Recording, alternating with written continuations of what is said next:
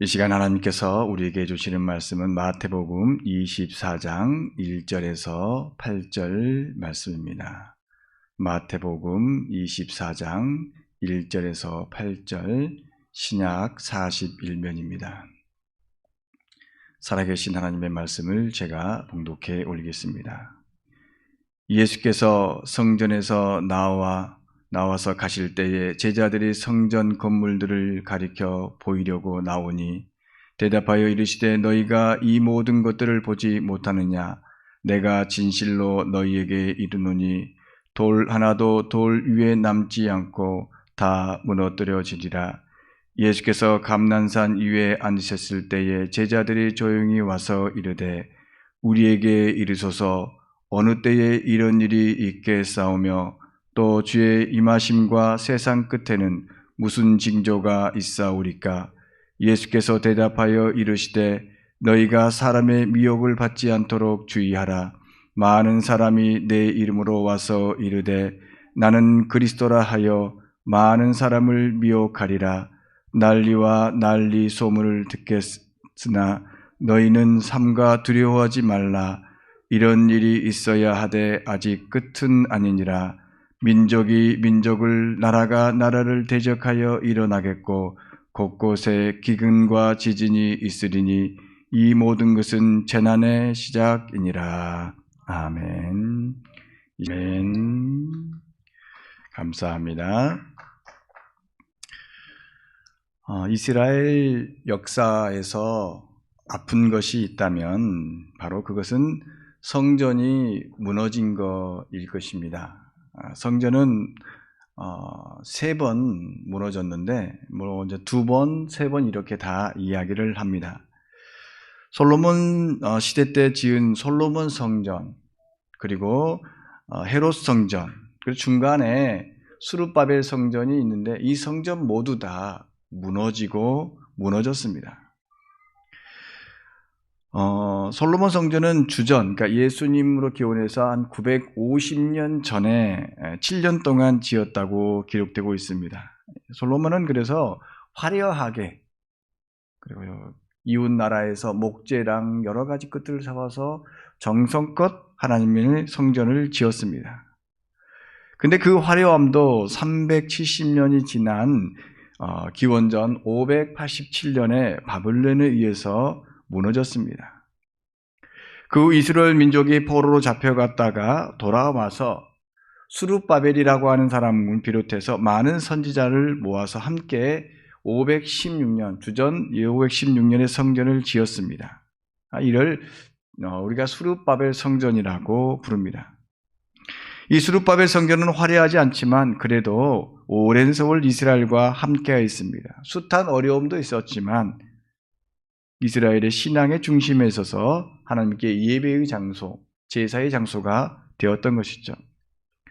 그렇게 이어진 성전도 주전 63년군 로마 장군에 의해서 이렇게 파괴되고 회파되었다가 쓸쓸하게 지내다가 다시 헤롯 시대 때 헤롯 왕이 그 성전을 재건이라기보다는 좀 무너진 것들을 수축하는 그런 리모델링 수준의 개축을 했습니다.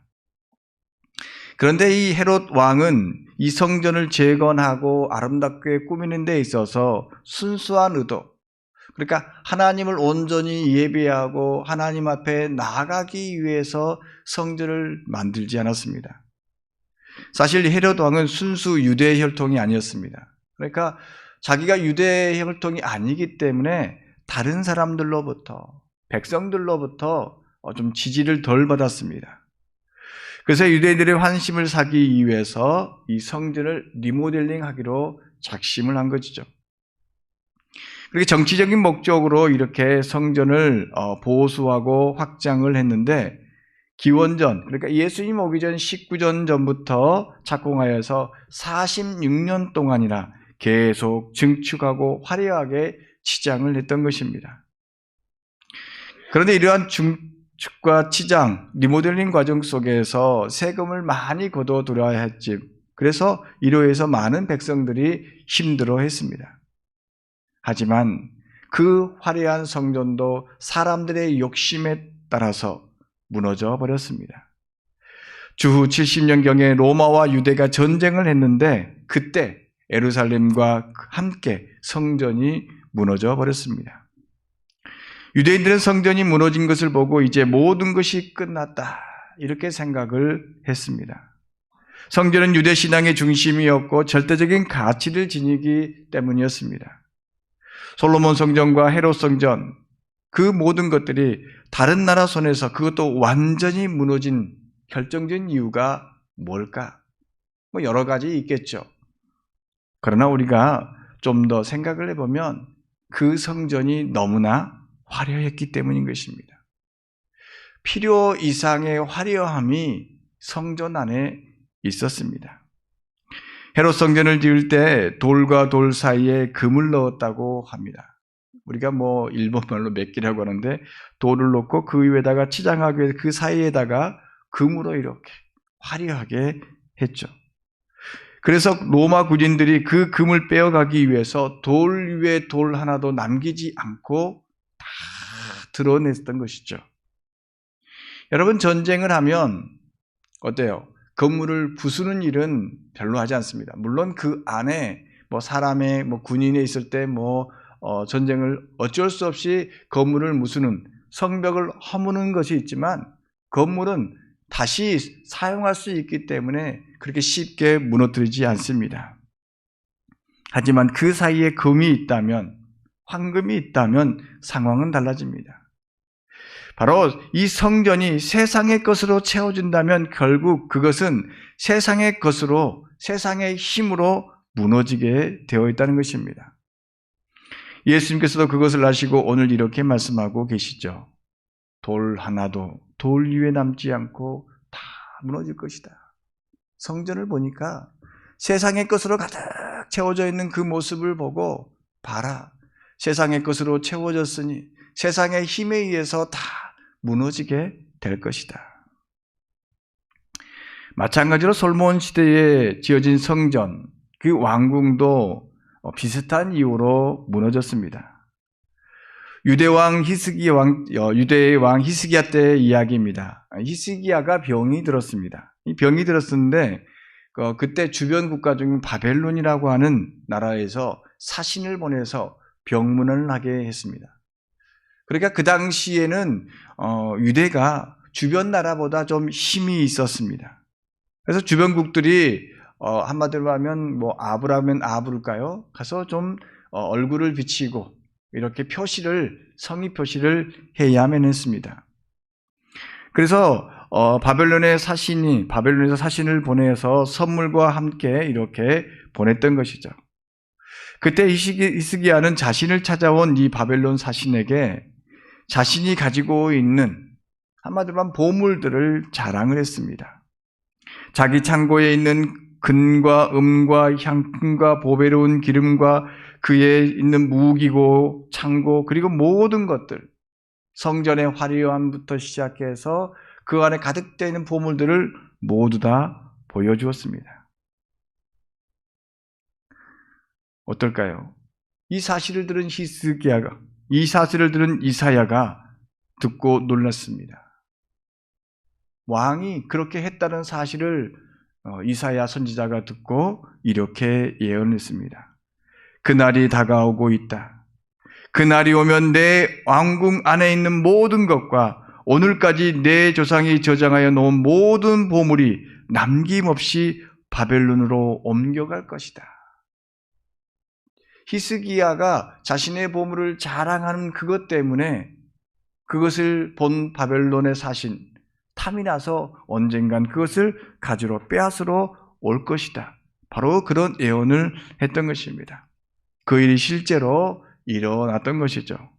그래서 모든 것을 빼앗기고 성전도 왕국에 있는 재물도 모두 다 바벨론에게 빼앗겨 버렸습니다. 화려함을 자랑만 하지 않았더라면 지나간 이야기지만 만약에 바벨론에게 이스라엘이 그 화려함을 자랑하지 않았더라면 다른 결과를 가져올 수 있을지 모르는 상황입니다.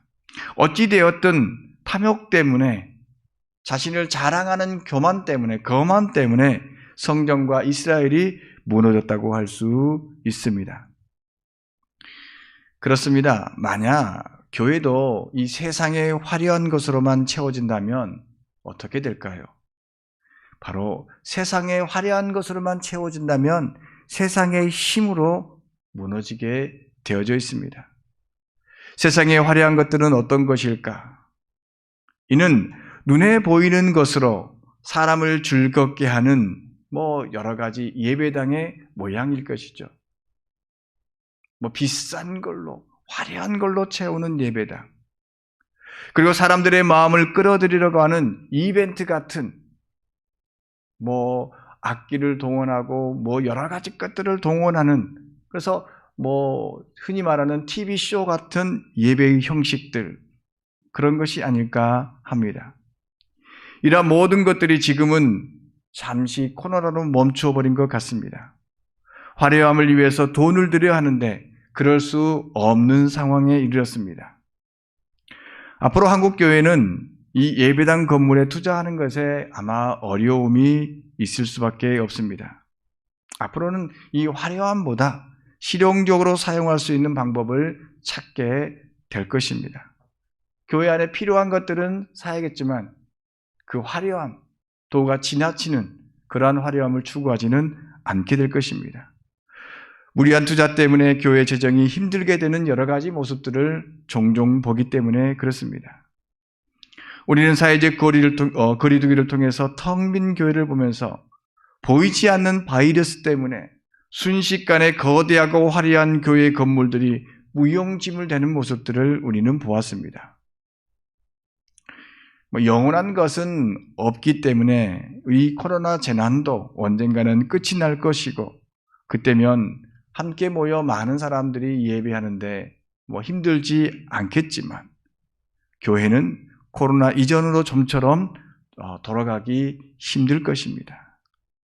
또한 예배의 형식에 대한 이해도 달라지고 있습니다. 꼭 한 곳에 모여서 예배 드려야 하느냐, 이러한 질문부터 이벤트 같은 예배의 형식으로는 더 이상 사람들의 영혼을 채울 수 없다는 사실, 그 사실들을 하나씩 발견하게 되어가고 있습니다. 예배의 형식이 아니라 영과 진리로 드린 예배가 어떤 예배인지를 새롭게 인식해야 되는 지금 이 순간에 있는 것입니다.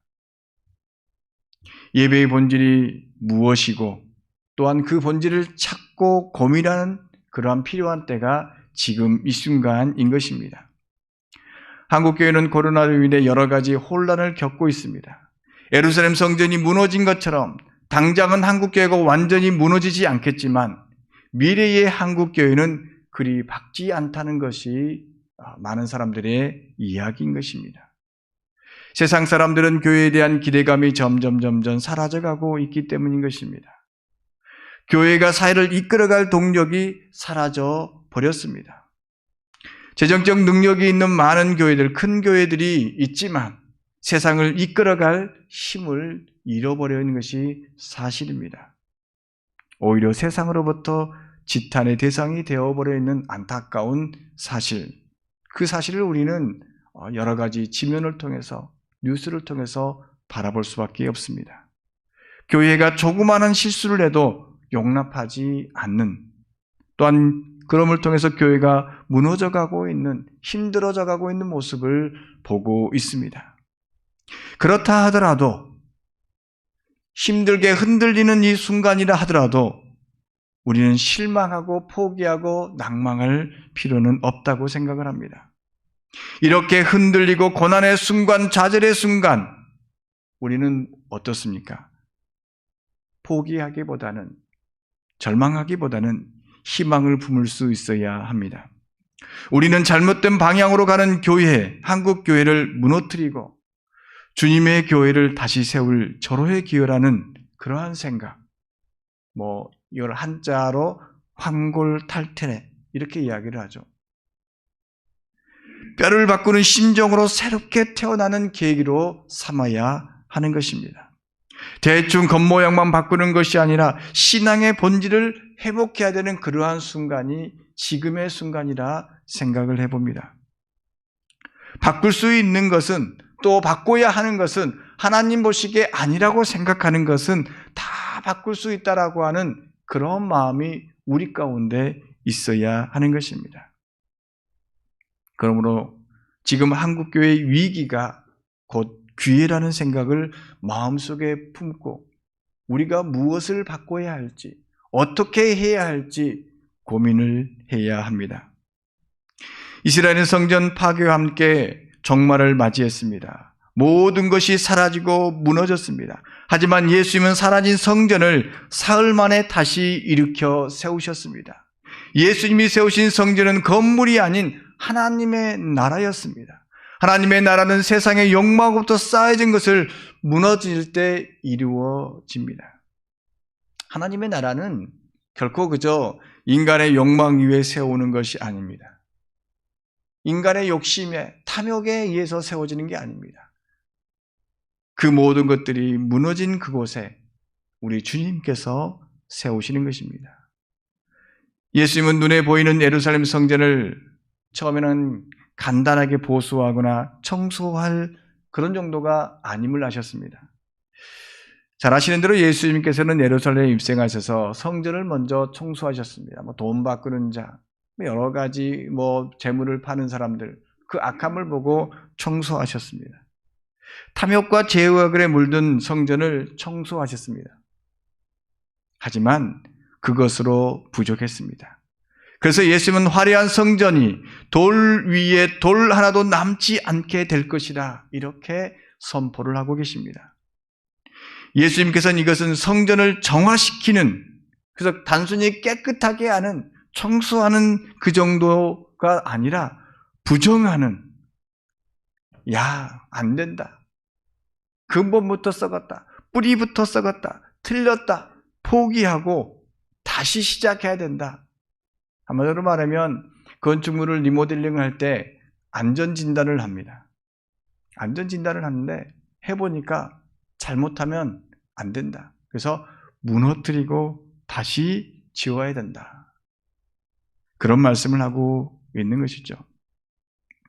예수님은 성전에 지나가시던 아침이었습니다. 예수님은 배가 고프셨는데 때마침 무화과 나무를 발견했습니다. 하지만 그 나무에는 무화과 나무 열매가 없었습니다. 그래서 예수님은 입만 무성할 뿐 열매 없는 무화과 나무를 저주하셨습니다. 영원토록 열매를 맺지 못할 것이다. 이런 저주를 하셨습니다. 이는 화려하고 웅장하길 뿐 정의와 사랑, 하나님의 나라를 추구하지 못하고 온전히 기도하지 못하는 그러한 성전, 이 성전의 건물은 다 무너지고 말 거라는 혹독한 말씀인 것입니다. 그럼에도 불구하고 지금 한국 교회는 예수님과 당시 비교하면 아직 우리에게는 시간이 있습니다. 기회가 있는 것입니다. 새롭게 변화될 기회가 있습니다. 한국 교회가 또한 이 지구상에 있는 교회가 부족한 면이 있지만 아직 기회가 있다고 저는 생각을 합니다. 코로나 시대를 지나면서 한국 교회가 새롭게 태어날 좋은 기회라고 생각을 합니다. 교회가 어떤 곳인지, 교회가 무엇을 해야 하는지, 교회를 통해서 하나님이 바라시는 것이 무엇인지를 깨달을 수 있는 바로 그러한 시간이라고 생각을 합니다. 하나님께서는 우리에게 이런 기회를 지금 주고 계신 것입니다. 그러므로 우리는 이 기회를 놓치지 말아야 합니다. 이 기회를 놓치면 어쩌면 한국교회의 미래는 없을 줄도 모르고 있습니다. 지금 한국교회가 흔들리고 있습니다. 그러나 그 흔들리는 그 순간 우리는 새롭게 될 수가 있다는 사실, 어렵고 힘든 이 시기를 잘 지내면 우리는 새로워질 수 있습니다. 여러분, 저도 차를 타고 다니고 교회 차도 있고 여러분들 차가 있고 차가 있는데 차에 넣는 기름이 있습니다. 두 가지가 있죠. 하나는 휘발유가 있고 하나는 경유가 있고, 물론 가스도 있습니다. 휘발유나 그다음에 경유나 가스, 이 모든 것들은 원유라고 하는 땅속의 검은 기름 덩어리를 가지고 만듭니다. 시커먼 기름 덩어리. 그 기름 덩어리가 어떻게 가스가 되고 휘발유가 되고 경유가 되고 등유가 되고 그렇게 되는지 여러분들 아시지 않습니까? 그 기름덩이를 가열을 합니다. 뜨겁게 가열을 하다 보면 제일 위에는 가스, 그리고 휘발유, 경유, 그리고 등유, 그리고 마지막으로는 찌끄러기 아스콘, 이것으로 아스팔트를 깔죠. 이렇게 분리가 됩니다. 가열의 고통을 겪으면 어찌 보면 이 검은 덩어리, 어찌 보면 별로 그냥 불 때도 검은 연기만 나는 그런 원유, 그 원유가 뜨거운 열을 가했을 때 새로운 존재로 변하게 되는 것입니다. 서로 다른 존재가 되어서 그 필요한 곳에 적시적곳에 사용되게 된다라고 하는 것입니다. 그렇습니다. 한국교회가 새로 줄 수 있는 것은 이 뜨거운 열, 시험을 통과해야 하는 것입니다. 뜨거운 열과 흔들림 가운데에서 우리는 좋은 것과 나쁜 것, 선한 것과 악한 것, 그리고 우리가 해야 될 것과 해야지 말아야 될 것들이 분리가 되는 것입니다. 만약 그대로 있다면 우리는 가치 없는 존재로 남게 되겠지만, 뜨거운 열과 흔들리는 가운데에서 우리가 새로워지려는 그 노력이 있다면 우리는 다시 태어나고 진정 하나님께서 기뻐하시는 교회로 성도가 되는 것입니다. 우리가 절대라고 믿었던 것들이 흔들리고 무너지는 그 순간 우리는 다시 살아날 수 있는 것입니다. 우리는 흔들리는 고통 가운데서 지금까지 형식적이고 맹목적인 신앙을 내려놓고 참 믿음이 무엇인지, 교회가 어떤 일을 해야 하는지, 어떤 예배가 진정한 예배인지 진지하게 생각하고 고민하고 기도할 때 우리는 다시 한번 새롭게 태어날 수 있는 계기가 되는 것입니다. 하나님이 원하시는 것이 무엇인지 다시 한번 기도하고 찾고 구하는 노력을 해야 할 것입니다. 그럴 때 하나님의 나라가 열리게 되는 것입니다. 만약 한국교회가 무엇이 문제인지 모르는 채 그대로 있다면 예수님이 아무 미련 없이 성전을 부정하신 것처럼 교회를 부정하고 떠나가실지 모릅니다. 우리 주님은 결코 한국교회가 텅 빈 교회가 되기를 원치 않으십니다. 그러므로 우리는 흔들리는 교회를 바라보면서 그저 탄식할 것이 아니라 새롭게 되는 길을 찾아 나서야 하는 것입니다. 형식적이고 정치적이고 화려함만 추구하는 성전 시대는 이미 끝이 났습니다. 끝을 내야 합니다. 우리는 고통과 흔들림 속에서 마침내 이루어질 하나님의 나라를 향해서 달려가야 하는 것입니다. 예루살렘 성전이 무너졌다는 것은 지금까지 형식적이고 정치적인 가치체계가 십자가 앞에서 무너졌다는 것을 의미하고 있습니다. 그러므로 우리에게도 이러한 무너짐이 있어야 합니다. 인간의 탐욕으로 변질한 예루살렘 성전이 무너질 때 마침내 하나님의 나라가 이루어진 것처럼 예수님 안에서 우리에게 다가오신 하나님의 나라를 우리의 세상의 것을 무너뜨림으로 이루어야 할 것입니다. 그러기 위해서는 뭐니 해도 우리 가운데 있는 형식과 율법주의가 무너져야 합니다. 정해진 것만 지켜야 하는 생각, 또는 교리적인 생각이 무너져야 합니다. 예배를 드리는 데 있어서, 신앙생활하는 데 있어서 형식과 교리는 꼭 필요합니다. 그렇죠? 우리 함께 모이는 예배의 형식이 필요하죠. 형식이 있어야 그 안에 내용을 담기 때문인 것입니다. 또한 교리가 있어야 악한 것이 무엇인지, 잘못된 것이 무엇인지 구별할 수 있습니다. 하지만 형식과 교리만으로 하나님의 나라를 이룰 수가 없습니다. 사람들은 형식과 교리를 만들고 그래서 그 안에만 살려고 하는데, 그렇다가 보면 그것에 매여서 하나님의 나라를 이루지 못합니다. 우물안 개구리처럼 살아갑니다. 우물안에 있는 개구리는 어떻습니까? 좁은 마음, 좁은 생각, 그것을 가지고 그것이 전부라고 생각하고 개구리 안에서 왕처럼 살아갑니다.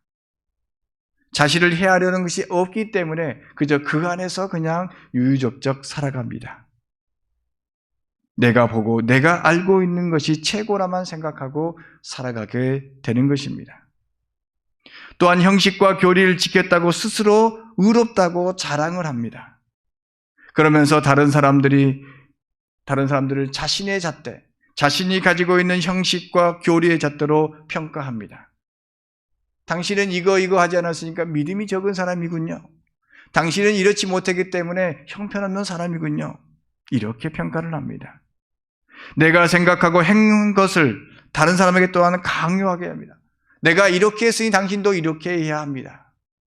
꼭 예수님 시대에 율법 사람들이, 율법을 지키는 사람, 바리새인 사람들이, 사두개파 사람들이 했던 것과 비슷한 행동을 합니다. 내가 가지고 있는 것이 전부라고 말합니다. 그러나 우리가 아무리 다양하고 높은 지식, 그것을 가지고 있다 하더라도 우리는 여전히 한계 속에서 살아가고 있습니다. 우리는 이러한 형식적이고 교리만 빠져있는 율법주의를 무너뜨려야 하는 것입니다. 예수님은 이런 율법주의와 계속 싸우셨습니다.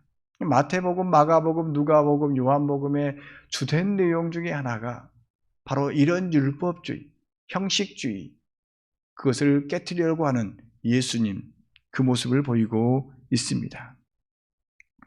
우리 주님은 참된 하나님의 말씀으로 계속해서 율법을 가지고 교리를 가지고 자신을 세우고 높이려고 하는 사람들을 계속해서 흔드셨습니다. 그것은 아니다. 안식일을 지키는 것만으로 구원을 받을 수가 없다. 금식을 하는 것만으로 의로워질 수 없다. 할례를 받은 것만으로 하나님의 백성이 될 수 없다. 그렇게 계속 그들을 흔드셨습니다. 그 흔들림 가운데 몇몇 사람이 돌아왔습니다. 그 중에 니고데모라는 사람과 바울이 대표적입니다. 율법을 지키는 데 있어서 남달랐던 그들이지만 주님께서 흔들 때 자신의 잘못된 것들을 모두 다 내려놓고 하나님의 말씀을 새롭게 받아들임으로 십자가를 붙듦으로 새로운 사람이 되었던 것입니다. 주님께서 그들의 마음을 흔드실 때 그들은 마음속에 쌓였던 바벨탑을 허물고 하나님을 온전히 바라보며 하나님의 말씀을 받아들였던 것입니다. 그렇습니다. 지금 하나님은 우리를 흔들고 계십니다. 그래서 어찌 보면 교회가 절망스러워 보일지도 모릅니다. 지금까지 쌓아올렸던 것들이 있기 때문에 그것을 무너뜨리지 않으려고 애쓰고 있습니다. 하지만 우리가 쌓은 것이 혹 잘못 쌓은 것이라면 하나님의 말씀에 비추어 봐서 십자가에 비추어 봐서 잘못 쌓은 것이라면 무너뜨리도록 내버려 두어야 할 것입니다. 제가 자주 소개하는 책 중에 여러분들 아시죠? 많이 들었습니다. 꽃들에게 희망을. 그 희망을 속에서 애벌레가 이렇게 높은 탑들을 쌓아갑니다. 그것에 올라가서 세상의 모든 것을 가지려고 무엇을 찾으려고 올라갑니다. 하지만 바벨탑을 쌓는 것처럼 높이 올라가 봐야 아무것도 없다는 사실. 그럼 바벨탑이 무너져야 그 애벌레가 내려와서 나무에 올라가서 그곳에서 둥지를 틀고 새롭게 변화되어 꽃이 되어 희망의 나비가 될 때 꽃들에게 희망을 주는 나비가 되는 것입니다. 지금 한국교회는 높이 쌓으려는 그런 교회가 되어서는 아니 될 것입니다. 한국교회는 세상에 희망을 주는 교회로 변해야 하는 것입니다.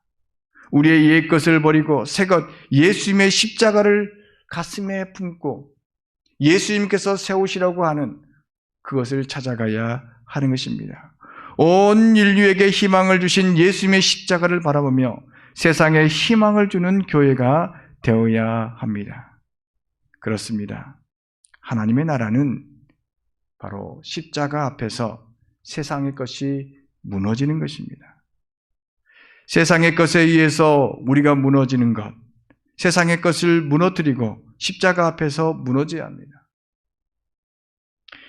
세상의 것이 우리를 무너뜨릴 때는 우리는 비참할 수 있지만 우리가 십자가 앞에서 우리의 것이 무너진다고 하면 우리는 새롭게 복된 사람으로서 복된 교회로서 다시 살아갈 수 있는 것입니다.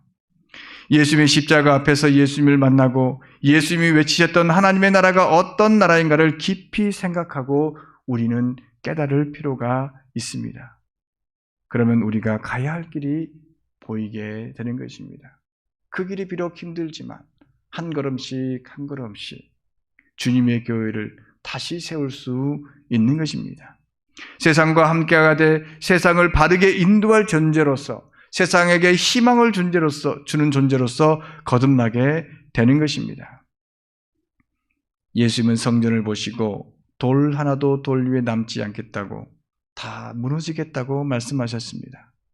제자의 형식만을 중요하신 시대에 이제 더 이상 피 흘림의 형식적인 제사나 화려한 성전으로는 하나님의 나라를 세울 수 없다라고 분명히 말씀하셨습니다.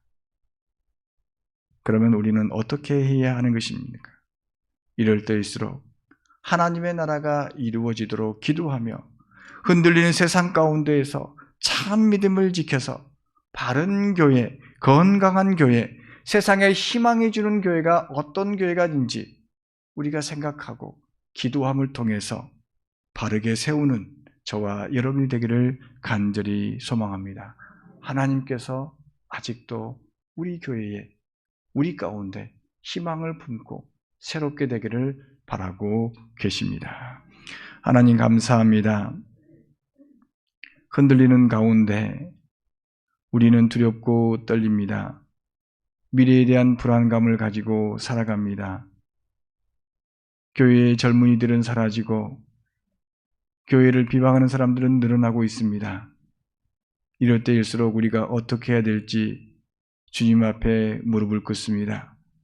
주님, 이런 가운데 주님의 십자가를 바라보게 하여 주시옵소서. 흔들리는 믿음을 바르게 세워 주시옵소서. 무너져가고 있는 교회와 예배를 바르게 세울 수 있는 그러한 사람으로 다시 한번 세워 주시옵소서. 주님, 여러 가지로 어렵고 힘든 세상, 믿는 것이 때로는 부끄러운 그러한 세상일지라도 우리의 믿음을 자랑스럽게 내놓을 수 있는, 또한 세상에 희망을 줄 수 있는 성도로서 다시 일어설 수 있는 저희가 되게 하여 주시옵소서. 모든 걸 주님께 맡기며 저희들의 삶이 새로워지도록 주님께 맡기며 나아가는 저희들과 함께할 줄 믿사오며 예수님의 이름으로 기도하옵나이다. 아멘.